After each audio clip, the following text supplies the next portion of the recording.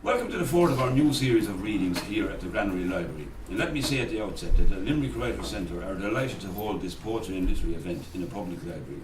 We believe that libraries should always be places of public discourse and discovery.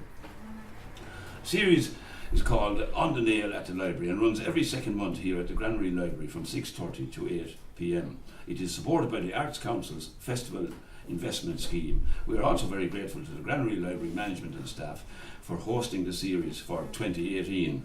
Tonight we welcome our guests, Ruth Pedell and Neil Donnelly. Despite his modest interjection earlier on, Mr. Donnelly was not residing at the courtesy of the state. He was out snagging turnips, as befitting a good writer, and he was born in Tullamore, County Offaly. He's a playwright, poet, screenwriter and writer for radio. His screenplays include No Prisoners, Brown Lord of the Mountain and The Big Book.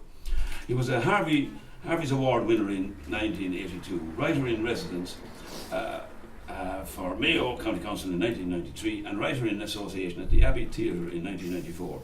Tullamore Train, his debut poetry collection, was published in 2011. He's a member of a Stana. Ladies and gentlemen, Neil Donnelly. When did black coffee become Americano? Walking towards the golf club, sun beating on the old head of Kinsale. At the sentry box, between a limp tricolour and the stars and stripes, a dark shirt appears, dark glasses, dark walkie-talkie, a security guard. "Sir, can I help you?" I halt. "Is it possible to get a drink and a sandwich?" "You can't go up. People have paid €600 for a round of golf. I'm not intending to play."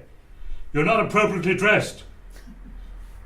"I only want a drink and a sandwich." "Go back." "This is crazy." "Repeat that," he says, stepping from the box. "This really is crazy." A second guard appears. "When did black coffee become Americano?" I mutter as I walk away. That's the only reference that I'm going to make to, as Spike Lee calls him, the orange agent. The age of entitlement. A 3-year-old snatched the Visa card from the father's hand and wouldn't give it back. So the mother hoisted him up onto the counter at the train station ticket office window, while behind an impatient queue waited nervously, for the train was due along the platform any minute. The child forced the Visa card into the machine and punched the pad, but kept hitting the wrong numbers. The mother smiled. The father smiled. The ticket seller inside the glass window half smiled. The nervous queue kept glancing towards the platform. "Can the parents not take the card off him?" an old woman said. The mother turned around. "He's entitled." She glared. "We'll miss the train," someone at the back said. "You're upsetting the boy," the father said. The 3-year-old still kept getting wrong numbers, and each time, as the father tried to take the card away, the child screamed and bit his hand. And finally, the ticket seller stood up behind the glass partition. "Will someone please put in the correct numbers?" The father opened his wallet and paid cash. People applauded. The train eased along the platform. The queue moved forward. "I'd have snatched the card and given her a clip in the ear," the old woman said. "But of course you can't do such a thing in this age of entitlement." Now, that happened, all that happened, I was in the queue. So how do I know the child was 3? Because I asked the mother. The mother said, "He's 3. So there you go. The next one is a bit in that same kind of style, but matching Una. Una rang. "I've a confession to make," she said. "I'm an alcoholic." I knew that. "And so am I," Dave said, coming in on the extension. He wasn't when I first introduced them. I had hoped he would be a good influence. They had just been watching some slasher movie. Una's been headhunted, he went on, by social services to help a woman with a belly down to her ankles get in and out of a bath 2 times a week. I said nothing. Dave then said he was giving away all his Joyce and Beckett books. Una roared, said he was a coward, giving up. I said he should keep them. Then she attacked me, said I was even worse than Dave, that she fancied the blacksmith who had just moved into the village and who she was planning to invite round when Dave was at his next meeting. Dave laughed. The blacksmith is 3 times the men ye are. She slammed down the receiver. Dave stayed on. I think it's time you took back your compliment, he said. Which was, I asked, that you were delighted to introduce the man who would finally be a match for Una. Eason's in Dublin, in O'Connell Street. There's an Eason's here as well. A little background to this is that Brendan Behan was in Mountjoy at the same time as Barney Kerwin. Now Barney Kerwin was he the last man in Ireland to be hung? Anyway, Barney Kerwin, he is the central figure in the Cuisle, Brendan Behan's play, the Cuisle. Barney Kerwin was from Raham, just outside Tullamore, and he killed his brother, and he was hung. And the thing about him was that he was incredibly attractive to women. Why? Because he was a murderer. The house in Jamestown Road, up to Dublin, 2 westerns in a day, Theatre Royal and the Carlton. My father collects me in Eason's, my mind still in Tucson, Arizona. We stop at Mrs. Sweeney's, Jamestown Road in Chicor, to let the traffic pass before the long, long road to Tullamore. Mrs. Nolan's eldest daughter carries in a full food tray of her stockings, the loudest sound to my ear. Her suspender clip strokes my thigh as she slides into the settee. Oh, I'm so near. I forget Randolph Scott, Audie Murphy too. Hope they don't notice the change in me, that I stare hard at Harry Worth on the black and white TV. As the adults talk of Lanally, Muckla, Rahan, an execution long ago, the Kerwin murder, secrets that they know, and what a great dancer Barney was, skillful, stylish, full of charm, that after dances he'd hitch home his dancing shoes in brown paper under one arm. The tension between him and his brother Larry, no one knew why. Despite the clemency petition, Barney waited 4 long months to die. 2nd of June, 1943, they swung him. Mrs. Sweeney grinned and winked at me. Her daughter squeezed up from the sofa, straightened her skirt, topped up her cups with strong tan tea. In darkness, we travelled home, my father and I. The long, long road to Tullamore, Mrs. Sweeney's daughter, the Kerwin brothers, that murder. My head tumbled all that had gone before. A couple of Sundays ago on that John Bowman program, he's doing this tribute to Seamus Heaney. And there was one section of it, Seamus Heaney was a young boy at the farm, and they were showing him how to drown kittens. Just reminded me of this poem that I had, so I'm sure you're all familiar with Seamus Heaney and drowning kittens. Kittens for good homes.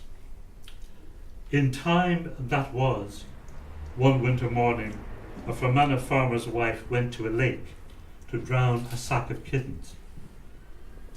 Now, David Campese was an Australian rugby player. The cat, we had a cat and called the cat Campese because the cat had the same colours as David Campese's jersey. So the cat was called Campese.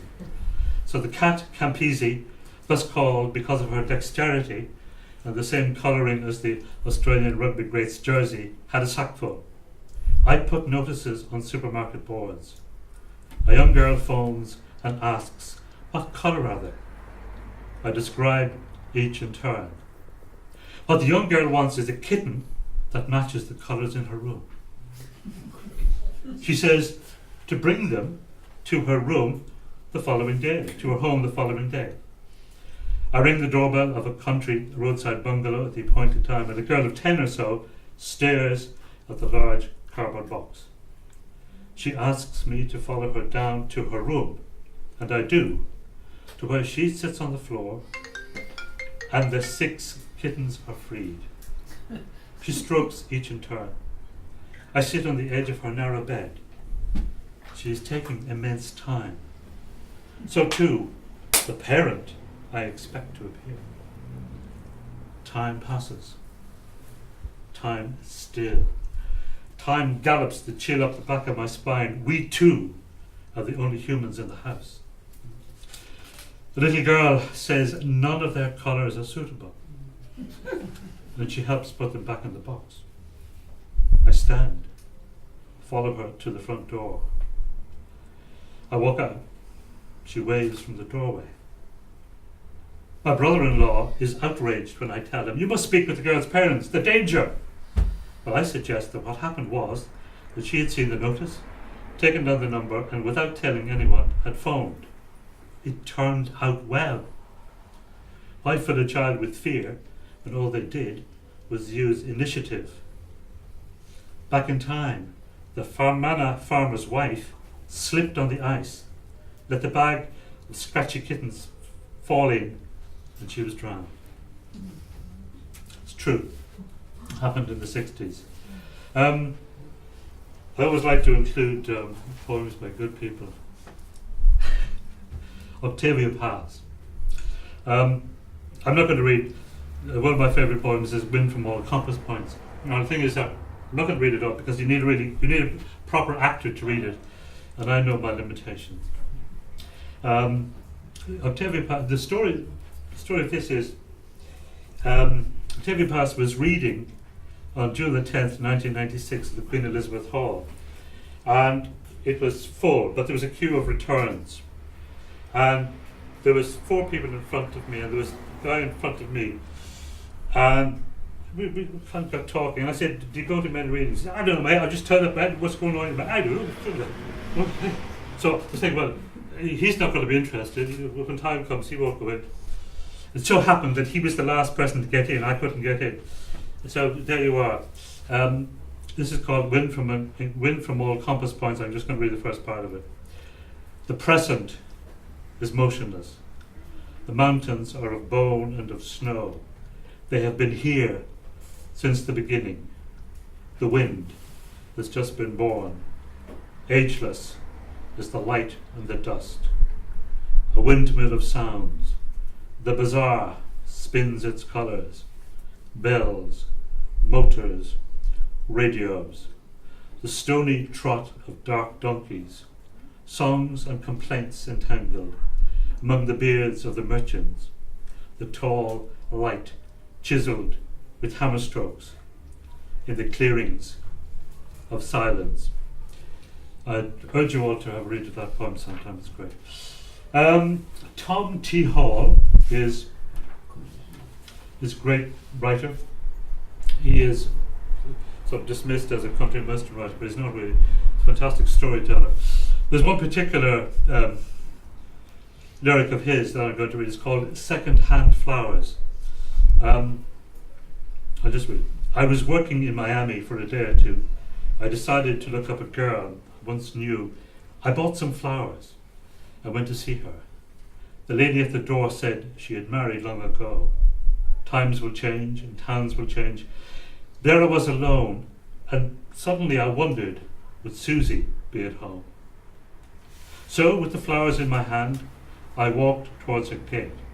Someone touched me on the arm and said, "Hey, you'll have to wait." Then I noticed there were people standing in a line, and some of them were holding pretty flowers, just like mine. They explained that Susie had been in an awful crash, and doctor said she'd just a little while to last. When I walked into her room, I felt a sense of shame, but I heard Susie whisper, "I'm awfully glad you came." She had been the girl that I had always gone to see when someone that I cared for had been untrue to me. I handed her the flowers. She gently kissed my hand. She said, "Don't be embarrassed. You know I understand." I said goodbye, and as I bent to kiss her fevered brow, I heard her whisper, "Thank you for the second-hand flowers." Addiction. It becomes part of the bloodstream, the other's walk, movement of feet, lips, arms, and why wouldn't it transfer in such proximity? Heat transferring, melting iron into liquid. Sobering up, kicking the habit, kicking to touch, kicking the wind, climbing back on the wagon, removing splinters away from each other. Yet, like every well-meaning but faltering dry drunk, we fall from the bright blue sky day into the black bramble of night. We wish to be sober, to be really clean, yet we can't stand too much sobriety or too much cleanliness.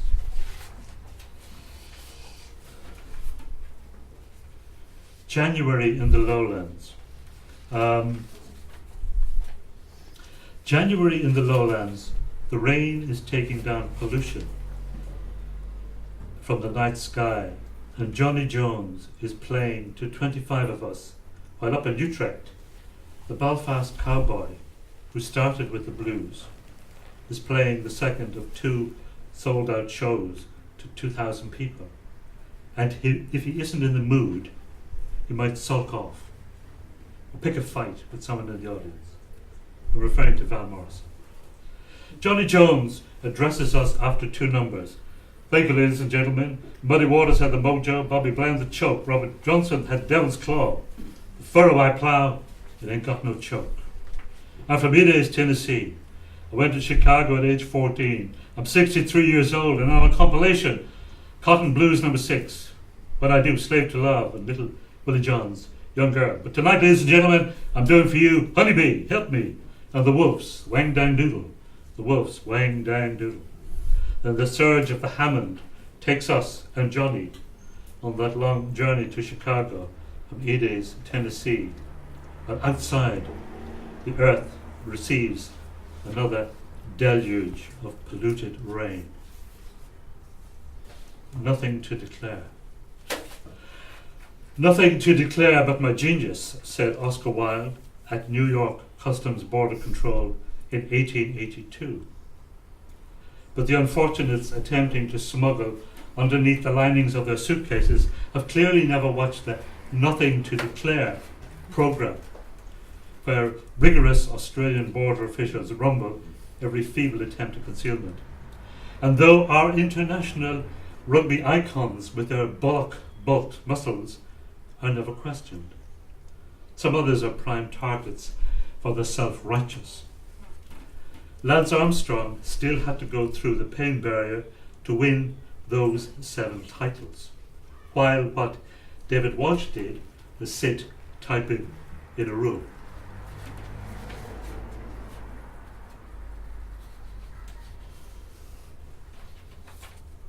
To Rescue. This poem appeared in the last Thursday annual. It's a true story. A lot of these poems are true. Well, elements are true, and then there's other bits that are woven together to make them untrue. To Rescue. Timmermans was this cafe in Dublin. It was a wine bar. We met in Timmermans, where you were a waitress, and you thought I was a drug dealer. We walked in Drumcondra snow. You were disappointed I wouldn't take acid, but I was there to rescue.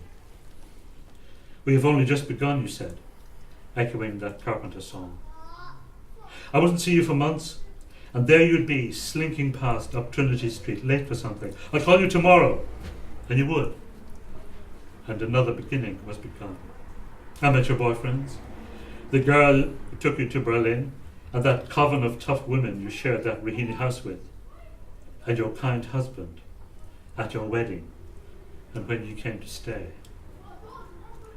Chopping celery in your flat in Vitoria, northern Spain, your blood spilled over green cuts, and you threw the lot in the pan and fried them.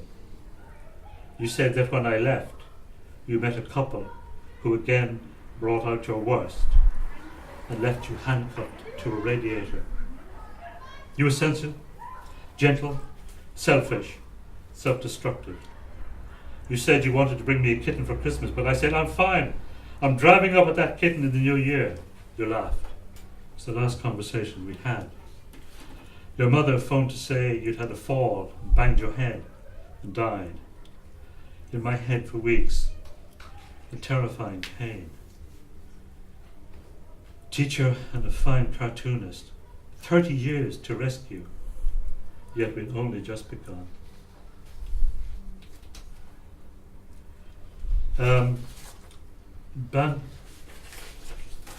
James Joyce, proper writer, James Joyce. There's a poem in, I think it's Poems Penny Each collection, Bahnhofstrasse. Now Bahnhofstrasse is the main shopping street in Zurich. And in 1917, James Joyce was walking up that street. He was overcome with, I suppose, that street and not achieving, not really getting to where he wanted to be, and all the luxury, and he felt so inadequate. He was always borrowing, as you know. I read the poem, and then I wrote a poem after reading this, Bahnhofstrasse. The eyes that mocked me sign the way, whereto I pass at eve of day. Grey way, whose violet signals are the trysting and the twining star. Ah, star of evil, star of pain, high-hearted youth comes not again, nor old heart's wisdom yet to know the signs that mock me as I go. And the poem I wrote is after Bahnhofstrasse. I got it immediately, or rather it got me.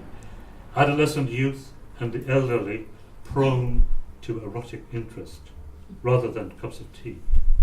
For after all, it is intemperate expectation in one case and longing to relive in the twilight zone of the other.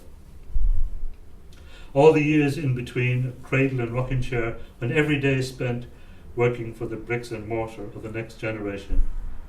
Luxury and trinkets, Bahnhofstrasse, not available to James Joyce, as Martha Flashman morphs into Gertie Mack, nor to me in the evening lemon light.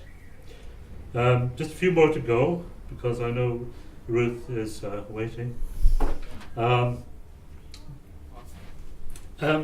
mightn't know this, but our president, Michael D. Higgins, made a fatal mistake when he went up for election last time. He made a promise that after 7 years that he would relinquish the job.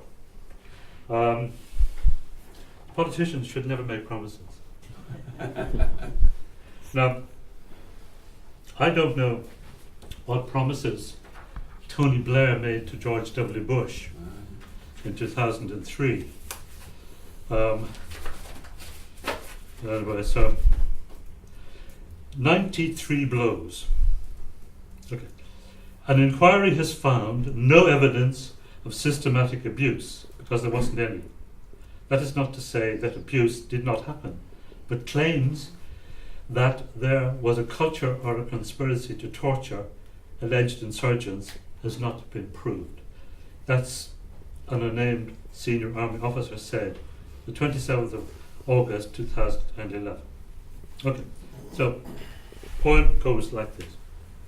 Outside the window, two blackbirds retaliate against a magpie attacking their nest.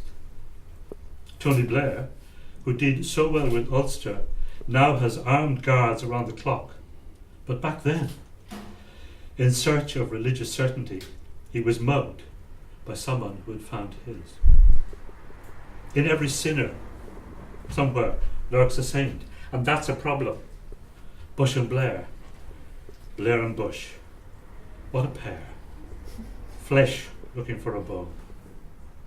6 members of the Queen's Lancashire Regiment were cleared of abusing civilian detainees, but a 7th admitted inhuman treatment. Corporal Donald Payne was jailed for a year and dismissed from the army. Bahamusa, built like a front row forward, but that didn't help him. Receptionist at the Haitian Hotel Basra, arrested along with 9 other Iraqis by the Queen's Regiment in September 2003. The post-mortem revealed death from asphyxiation and 93 blows. Blair tours the world. Bush, happy at home, having silently slipped from the game, leaving Blair disproportionate blame. In that land between 2 rivers, Mesopotamia, where the first cities and governments formed, Bahamusa, a husband and father, murdered. No slow cortege through Wooten Bassett for him.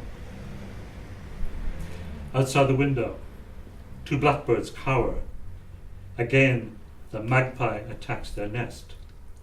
Blood spatters on the ground. Fluff and feathers fly around. 2 more.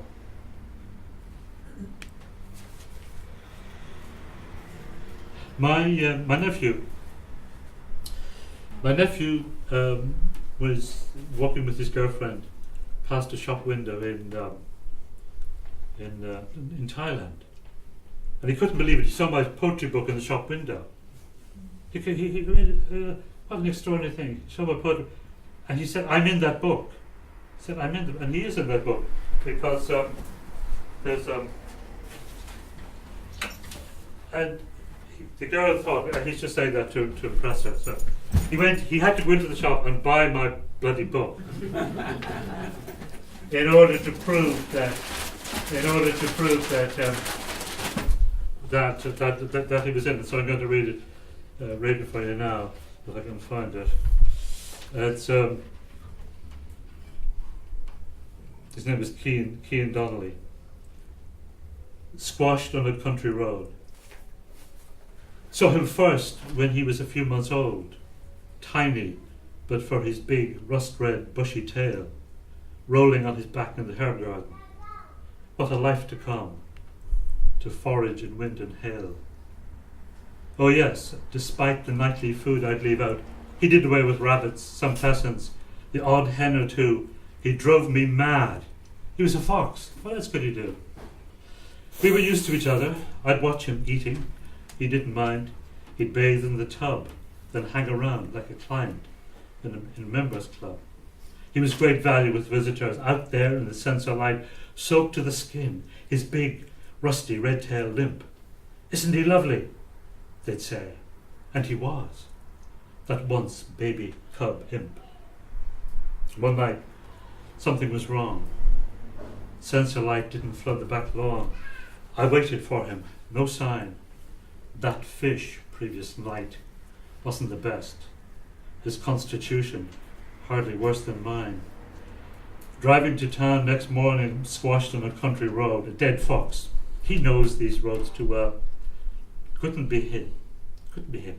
Could it? Paved with good intentions. The endless road to hell. And finally, one final one. I need a slug of water for this. This is a poem that's set in Islington, and it's like a lot of these poems, kind of like 90% true. Waiting for Alison from Abergavenny. And this is happened in the 70s. When I was young and even more innocent than I am now. Waiting on Alison from Abergavenny. Leon and I at a poetry reading in Islington in the 70s. Peggy, the Scottish poet, charts her food's emotional journey when she announces her last poem jobbies. Your betrayal of me that night created torment in my soul, and I looked in as she shattered hopes and dreams, lovely curves of the Cuisle lying there on the elbow of armitage sharks. Polite applause. Reading ended. People got up to go. Leon, being Jewish, was intrigued by Peggy's preoccupations. Soon they were in heated conversation. Peggy has invited us to her place for a nightcap, Leon beamed. I was anxious to be back home, as I was due to be in work early the next morning and dependent on Leon for a lift. Sensing my unease, Peggy announced, "My flatmate, Alison from Abergavenny, will be home soon from the Covent Garden. She'd love to meet you. She's waitressing at the moment." My compensation was settled then. Let the night continue a little longer. Rilke, Freud, Eliot Frost and Hugh McDermott table tennis back and forth between Peggy and Leon in the car to her place. During perfunctory coffees in Highbury, in the shadow of the marble stadium, a bell tinkle. A black Persian cat squeezes in at the flap. Peggy calls out, "Alison's cat, welcome home, Miles Davis." Perhaps Alison was a trumpeter, a pianist, a dancer, a singer, a secret poet even. Peggy couldn't tell me that she had disappeared with Leon. Time passed. I responded to each prod from Miles for a repeat rub. Leon and Peggy did not re-emerge. Alison did not materialize. In the street, I stopped a taxi, but before my head hit the pillow, I tried to name the Arsenal managers from Herbert Chapman to Terry Neal. Thank you very much.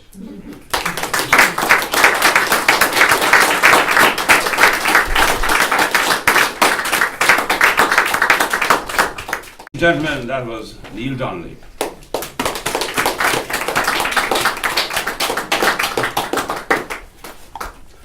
Ruth Cadell has been described as a poet of great eloquence and delicate skill, an exquisite image maker who can work wonders with the great tradition of line and stanza. Her voice has an astonishing resonance. Colm Tóibín. Ruth Cadell's 10 collections include Darwin, A Life in Poems, a verse biography of her great-great-grandfather, Charles Darwin. She is Fellow of the Royal Society of Literature and Professor of Poetry at King's College London, and was Chair of Judges for the 2010 Forward and 2016 T.S. Eliot Prizes, and a judge for the 2016 International Man Booker Prize. Ruth's new collection, Emerald, just out, is an elegy for her mother at her passing at the age of 97. Ladies and gentlemen, Ruth Cadell.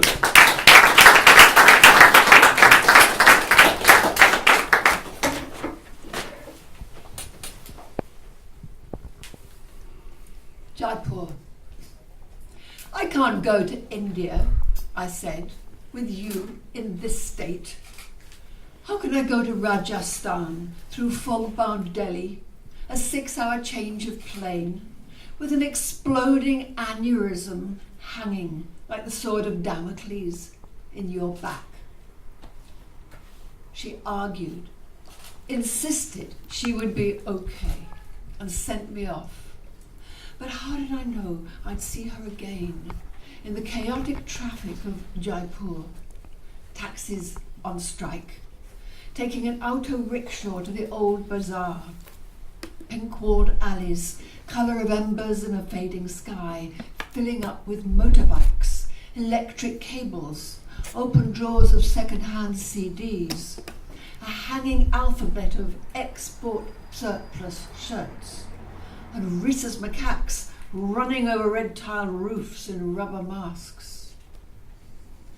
By the postern to the emerald dealer's yard, a baby monkey slid down a lamppost like a fireman, dashed across the street. She'd have cheered him on. The cutter, in his tucked-away white desk with a fluoride swing light. Emeralds, he said, are all about light. Had a milky eye, like a moonstone, something wrong since birth. He took linen pouches of raw gems out of hidden panels on the wall and poured them in my hand, while the dealer told the jewel story of his town. Owners, brokers, the old Jane trading castes, and emerald cutters, most of them Muslim. For hope can be found the other side of pain. Green is the colour of paradise. And for 500 years, Mughal emperors ordered enormous crystals up from obscure shafts beneath the carbon heart of Andes. Pink City became Emerald City, adept in the unique cutting properties of emerald, the only stone in which the flaws are prized. She was right, of course. Still here when I got back to northern winter, early snowdrops, steel wool skies, the sun invisible, burning somewhere else. Jaipur, and everyone anxious, shaky as a bubble in a carpenter's level. Signs taken for wonders, one hand upon the door. So it's lovely to be here. I haven't been to Limerick before. I've been and read in a lot of towns in Ireland. I've spent a long time in Annaghmakerrig and down in Derrynane. I've been to Bantry a lot, but it's a beautiful day. Obviously, it never rains in Limerick. This book has just come out. It's about, as Tom said, thank you for the introduction, and lovely to hear Neil's poems as well. It's about my 97-year-old mother. I was researching emeralds, as you could tell from that poem, very hard. My daughter lives and works in Colombia. My one of my brothers lives in India, and I go there quite a lot. So there's a sort of weird trade between the Colombian emeralds and the Indian Mughals who ordered them up. So from the 1500s, there was this extraordinary trade across several oceans for this extraordinary green stone. But then my mum started to die, and she completely torpedoed the project. So I thought I'd read a little bit with something which gives the flavour of her a bit. It's called She Liked to Laugh.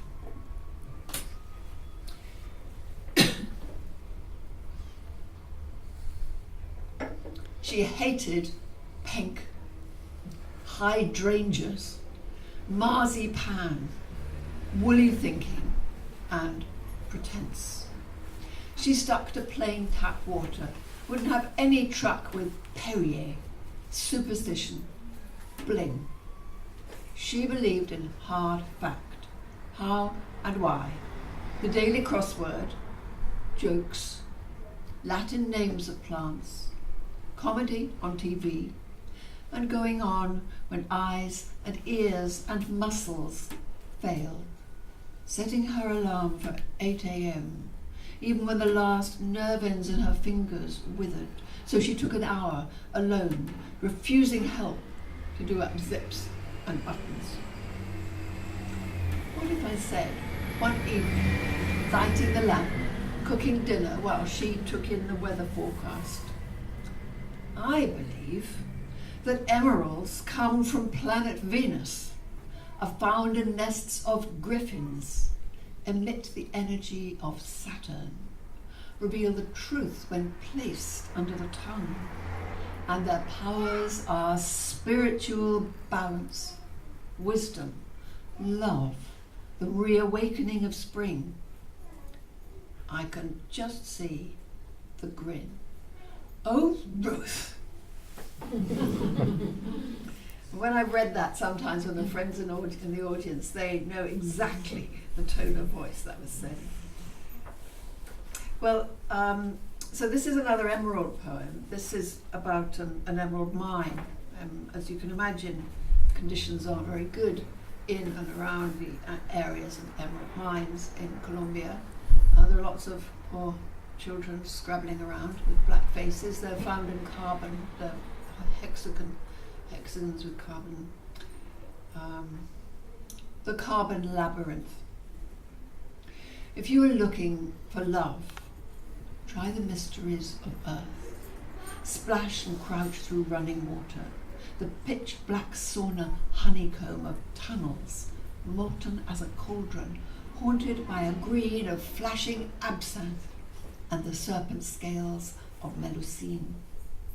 Now you're blind. Here's torchlight, 100 black smeared faces. Now you're deaf. 100 claw-point grabbers scratch and tease the roof. A call comes, here, and everyone stampedes. 1,000 jackhammers, 10,000 ricochets from a seam of dazzle green apple frost inside black stone. Mineral moss blossoming in the dark. Capillaries of rock like unripe sugar crust. A marsh-light whisper of fantasies embedded in the bone. Each swing of the pick might make your fortune. Oxygen levels plummet. No one cares. But this might prove the final rising into light. An opened zip, the finally answered prayer. Well, I think I'll read one now about she started dying and then she stopped, and that was actually it was a sort of very beneficial to her, to us, to everybody. She comes from a large family. She's the great granddaughter of Darwin. She was a naturalist herself. She believed in science, and she also believed in family. And she had a lot of it. And people came, my cousin came, and she would greet them by saying, I'm on the way out! And, oh, are you? Oh, so I see, so I hear. They were, and so this is called intermission. She stabilized. She started dying and then stopped. My brother said her aneurysm had sealed, stuck between a kidney and her spine with no place for blood to leak. I'm on the way out, she kept saying to friends and family, daring them to say she wasn't. Perky, almost belligerent. It was always hard for her to feel valued. Her combative talk was more loving than sugary words. She was surprised how many people wanted to speak to her, to say goodbye, see her one more time, weak as she was. People who never cried, weeping on the phone. She cheered up her visitors with gossip. Tell me, how many men did your mother sleep with? Really? I've always wondered. I held my mobile to her ear so she could chat with my daughter in Colombia, a grandson in Barcelona, another in Palestine, and her sister-in-law, in a bad way too, who said in her soft voice, I shall follow you soon. So these poems are written for some reason, because of the subject matter or something. I didn't want to use much punctuation, so I've left spaces, and so it's sort of it's all on the breath in a way. But there are 2 commas in this book, and they're in the title of this poem, which is Gory Bay, Jersey, 1933. I've never been to Jersey, but I found this written in her handwriting on the back of this photograph. Gory Bay, Jersey, 1933. In sepia, sunbonnet, bleached tartan shorts, standing in a wet Vesuvius of rilling sea and sand. She's an explorer at the summit of a mountain, leaning on a knobbled spade. She did tell me she went to Jersey once, saw cabbages so huge that the villagers, like mythical inhabitants on a medieval map at the edge of the known world, used the stalks for walking sticks. She's a chorus girl, putting forward a long bare leg, with the tide coming in all round her, a flood of lapping glass set to wreck that sandcastle any minute. She is 14, her face in shadow, gazing, smiling at someone along the beach. Yes, When your mother dies, you lose the key to so many neural pathways. You had it in your hand, and now will never know where it fits the mappa mundi of her life. But when, last year, I found this photo in a box under her bed, she said, "Nice legs. Wish I'd had legs like that." "You did. That's you." She didn't believe it, and I can't believe she isn't here to show her this again. So this is a little bit longer poem. This is after she died. I went to New York for a month or so, stayed with friends. Somehow it was a sort of freeing, I don't know.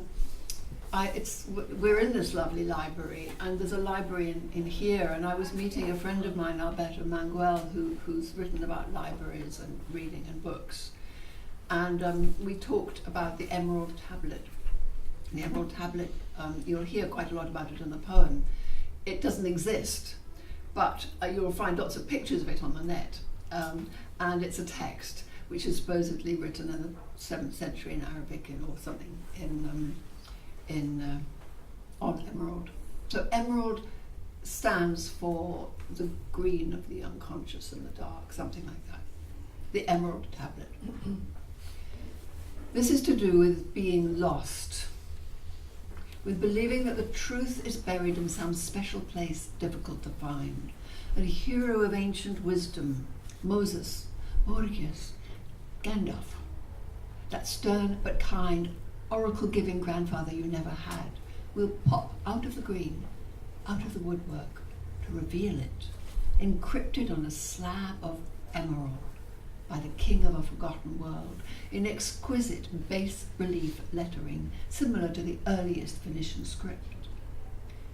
It will contain formulae for an antique magic going back to early Egypt, transparent in our world as a flame in daylight, but still with power to burn, and will tell you that what is inward, buried in earth, in flesh, and in your mind, is also the bright surface of the world outside and is divine. It will start by saying, above is the same as below, meaning, I think, our loneliness is not alone. And will go on to say that spirit does not, as we have been told, keep trying to peel away from atoms of your body, but is embedded in nature, and you yourself are the crucible in which base metal can be turned to gold. This is to do with transformation, with the dead, and where they are inside you once they're gone. Above is the same as below. I've set up a headshot of my mum by the kettle in a wooden frame. I meet her eyes in the half-light as I make coffee, and keep her with me as I trickle down the black iron nerve of a station I do not understand. I've lost my mobile phone with its mysteriously living map. The blue pulsar of identity has disappeared, and the crossover on my little fold-out guide is scuffed, torn, unreadable, exactly where I was hoping to go. Where do you start, faced with the shadow of these half-moon globes on their slender pistachio columns, marking descent to the subway, to recover that pealing of bells you'd taken for granted when someone who really knows you gets it? One sleepless night after the funeral, I saw for sale on the net an emerald tablet keyring made in Seville, a resin replica of what it might have looked like, verified by the International Guild of Alchemists. I sent off for one, but the resin feels like soapy biscuit, and the mystic marks mean nothing. Who knows what it looked like anyway? All we ever have, are words. They say Balinus the Wise discovered it 1300 years ago. He entered a cave in Sri Lanka, found a statue of Hermes, god of dreams, climbed down to a vault beneath, saw an old man sitting on a throne, cradling a tablet glowing in the dark like creme de menthe, mistletoe on a winter branch, and recorded what it said in Arabic. Jung saw it too, in his dream of the unconscious as a shimmering table of green stone, at which he sat alone in an Italian loggia above white rocks and a sapphire lagoon. That giddy sunlit place where we all might feel in touch with what is deepest in us, longing, as we do, for the adept who will see our truth and not be appalled, who will transform the writing in our own cave to a magic formula for us to live by now. We are all trying in our way to understand secrets of nature, secrets of the soul. Why are we talking of the end of the world? We've met as arranged in the glass hall of a library full of light and talk of the lure of hidden knowledge. Over salad and linguine, all the animals of the wilderness, the shy white helleborine orchid and the hidden paths to and from the cedar forest mourn with the backward grace of a cry from the broken open heart for all our mothers. This is your journey, no one else's. Your passage through love, friendship, grief is and will go on being a perpetual process. Touch the threshold from days of your childhood. Climb the worn stairway to the terrace of York stone, patched with rosemary tortuosa and blue thyme. Walk the parapet, your hair blowing in the wind, and study the foundations laid by the 7 sages, remember? Enter the temple, the sanctum, unveil the box, unlatch the bronze lock, untie the silk cord above the hidden opening, and take out a tablet of emerald that tells of trials you endured. The flowering orchards and towering ziggurats say, this is you. This is what you have made of yourself so far. You quested to boundaries of earth for the meaning of life and found it in your own backyard. The tablet says you will emerge in a magical garden by the sea and enter the tavern of loss, which is also the moment of truth. I'll finish with one more poem. I thought this book was finished. The editor started to throw out all the technical ones about emeralds. She said, we want the ones about your mother. So a lot of emerald research went out the window. And I thought the book was finished. And I went to stay with friends in a part of of France I didn't know called the Ariège, which is sort of south. And I discovered that we were quite near one of those wonderful prehistoric painting caves, which I'd never ever seen.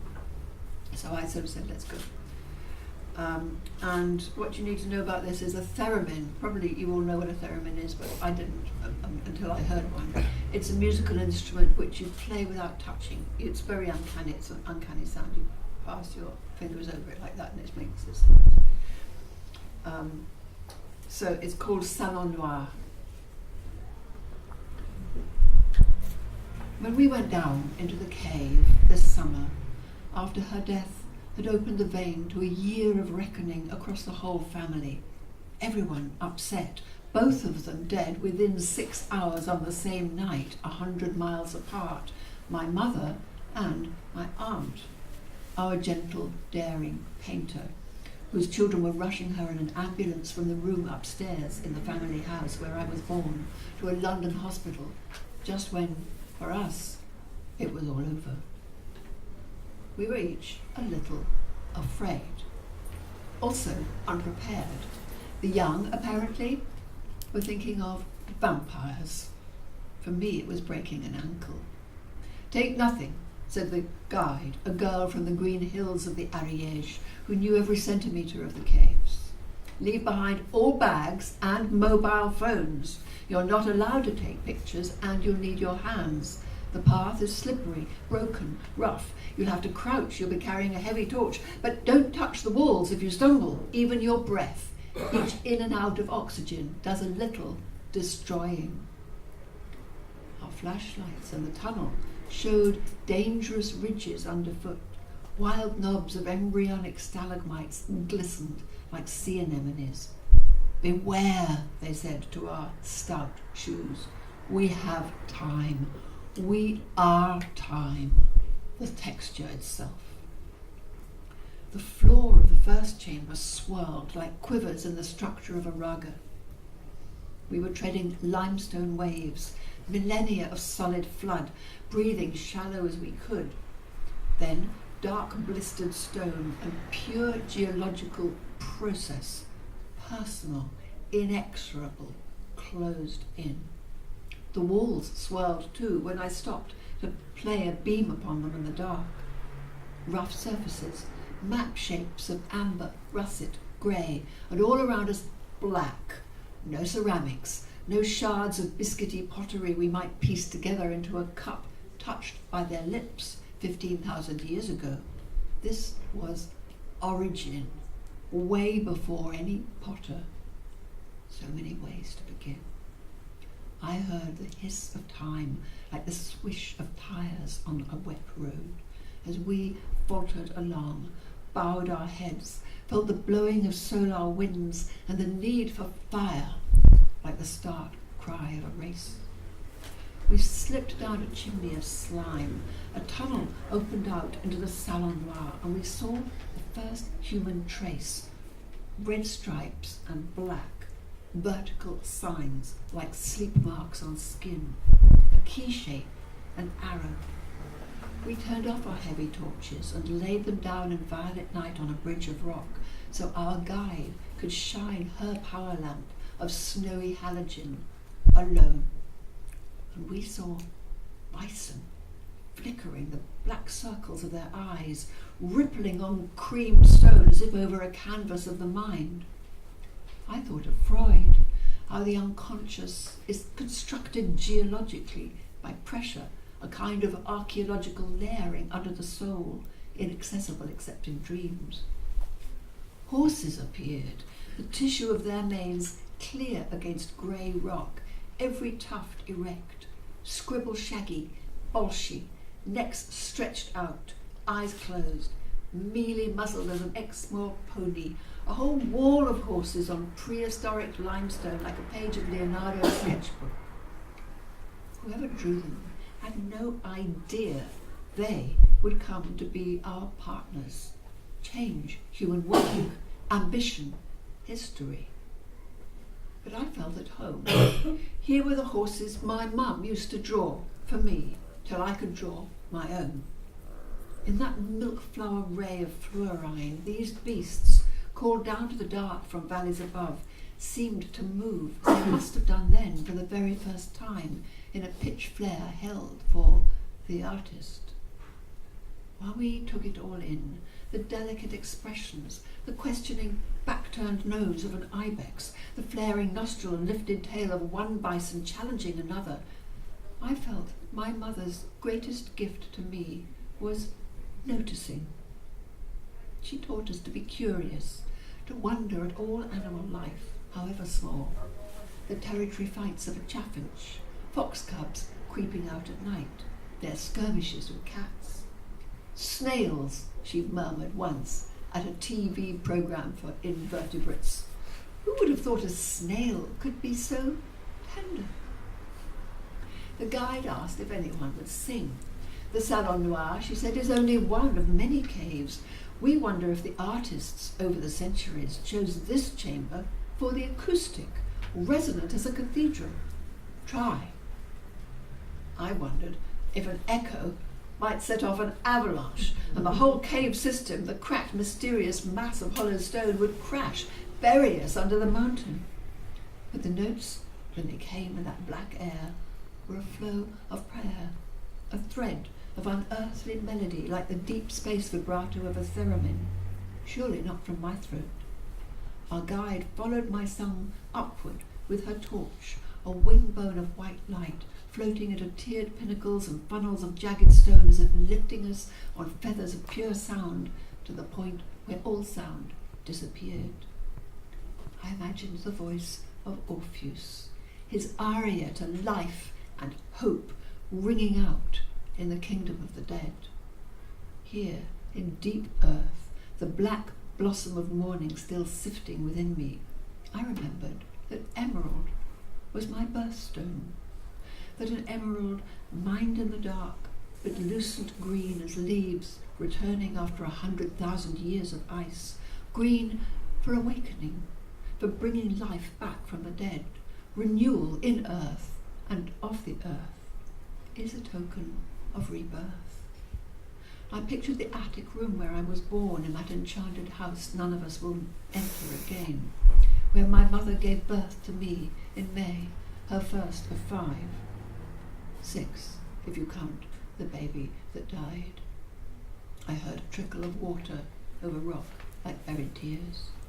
And in this cave of making, birth of transformation and of art, I understood how anyone in darkness longs for green, for the animal life which goes with green, and which, like faceted crystal, light in stone, lets us see the impossible, our own lives with their faults and wounds, in a different way. And how the very idea of one gem for our birth might make us try to say the story of ourselves with a whole heart, to carry the true good burden of being known even by animal eyes, and not alone, like the singer who drew all life towards him and went down into the dark, taking his art into the earth, and art takes him up to the light again, renewed. We came back changed. We saw black rock jagged round the entrance, the golden eye of afternoon. Those who came before, the dancers, the mothers, were gone into the hill. But the mountains, rising one behind the other, were herds of green bison drifting away into the sky.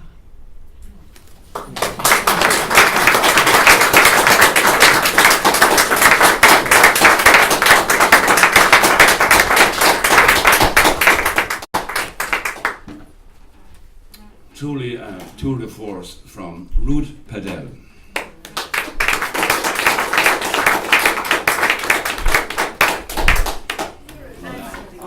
Some standing, and Paul Kimmich and all the boys. Sure, yeah.